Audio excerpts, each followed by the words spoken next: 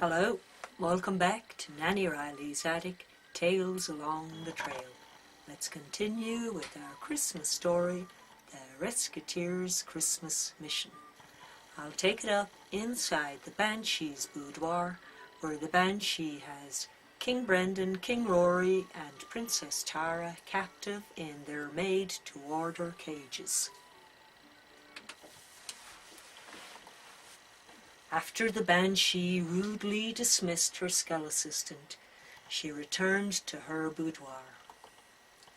"This is definitely the most prestigious night of my whole career," she said. "I will surely have celebrity status in the world of Banshees.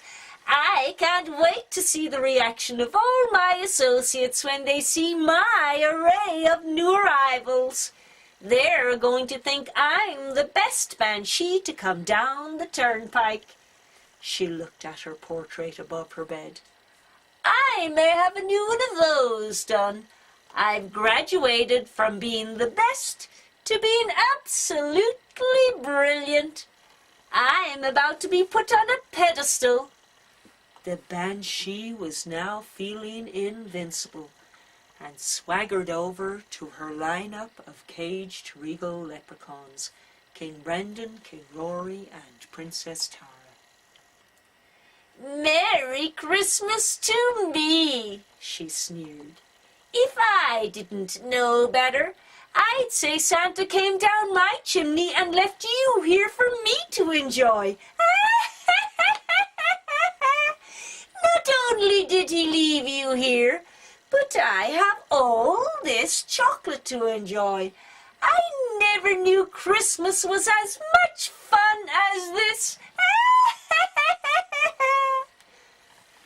"You're a mean old witch," cried Princess Tara as she shook the bars of her tiny cage. "Let us out of here." "Are you totally stupid?" replied the Banshee. "Why would I let you out of there? You're my claim to fame. Soon all the Banshees in Ireland will be here to witness the three of you and your foolish counterparts with Mr. Santa Claus become my skeleties." She picked up the cage Princess Tara occupied with her father, King Rory, and peered into it. Her long hook nose touched the bars. "Soon you won't even know your own name and where you came from. Your brain will be mine, and you will do everything I say, just like all the other skeleties here. No one has a name, and no one has a brain. What do you think of that?" "This is what I think," replied Princess Tara. She reached out through the bars of her cage and grabbed the Banshee's nose and twisted it as hard as she could. All the Banshee could do was laugh at Princess Tara. She pulled her head back and placed Princess Tara back on her shelf. "Maybe I should keep you as you are. I find you to be quite amusing," she laughed. "I'm going to get out of here," replied Princess Tara, "and you're going to be sorry you ever laid eyes on me." The Banshee continued to laugh heartily. In jest, she made her body tremble. "I'm shaking in my shoes. Please don't hurt me." Princess Tara plunked herself down on the floor of her cage. She folded her arms tightly and pouted. She was silently waiting for the moment the Banshee would fall asleep, and Uncle Brian and Uncle Cormac would show up to rescue them. Then the shoe would be on the other foot, and the Banshee will be truly sorry. "As for you, King Brian of Coolrady," the Banshee glared at King Brendan, "you have been a thorn in my side since time began. You're going to be the first departure on my list. Then I'll parade you around departures. I want all your comrades to see the mighty King Brian with no name and no brain. You're going to be my personal skeleton. King Brendan glared back at the banshee through the bars of his cage. He had to be careful in his answer and not to appear too cocky and make the banshee suspicious of anything.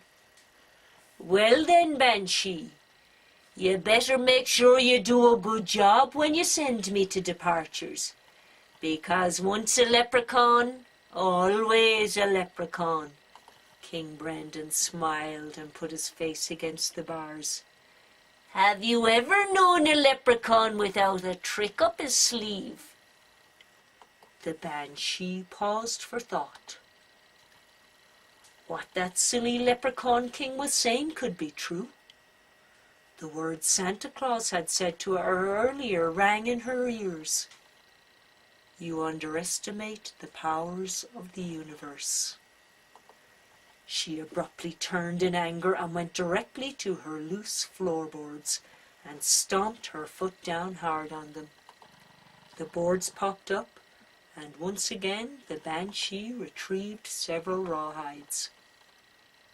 King Brendan, King Rory, and Princess Tara alerted themselves to this.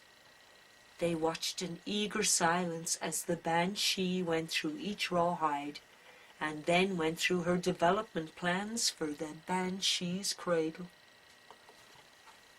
Cool rainy, she mumbled. Ballinesker, Ballyvaloo, Ballyconiger. Her three captors were straining their ears to pick up any words they may recognize.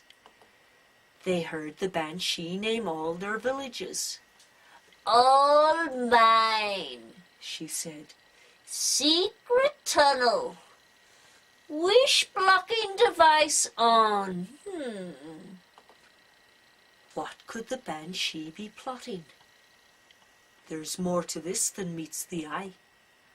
The banshee halfway convinced herself everything was set in concrete and nothing could possibly go wrong. She exhaled and rolled up the rawhides again and placed them back under the floorboards. But there was one more thing to check.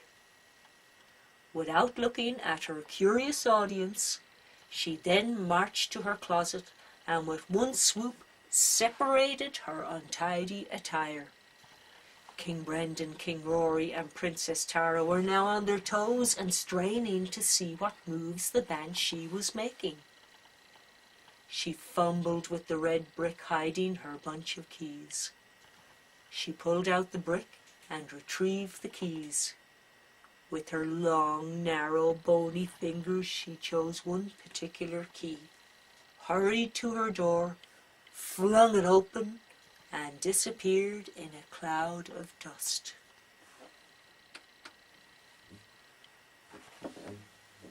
I'll leave it there. Come back to Nanny Riley's attic, Tales Along the Trail, and find out what happens next.